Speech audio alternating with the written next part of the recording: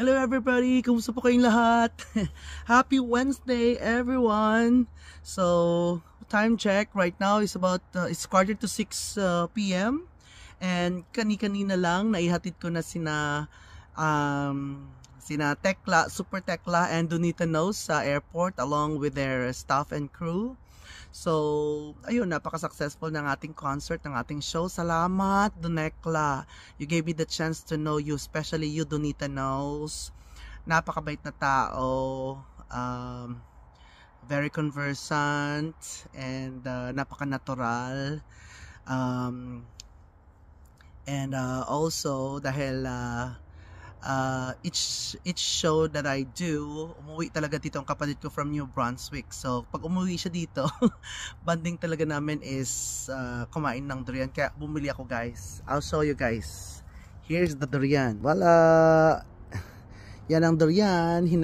Inopen ko na siya, guys. So, all I need to do is just transfer it to the container para makain namin. So, ayan. Ililipat ko muna siya sa container. So, dito. Gamit ito. So, bilang natin ilan ang buto. 1. Oops. Ang hirap. Oops. 2.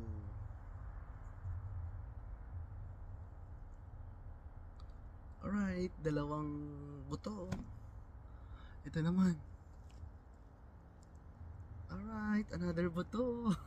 Durian po tayo. Sa mga durian lovers dyan, guys, I'm inviting everyone come to Green Fresh Supermarket and purchase durian. They have a lot of durian there. And that's my favorite grocery store to buy or purchase any of the product items that I want to, whether for cooking or for chichirya, for anything else. So parang almost complete ng mga needs nyo lahat sa Green Fresh Supermarket. Oh my god, this is a lot of seeds. This is a lot of durian seeds. So ayan. So, ayun na, guys.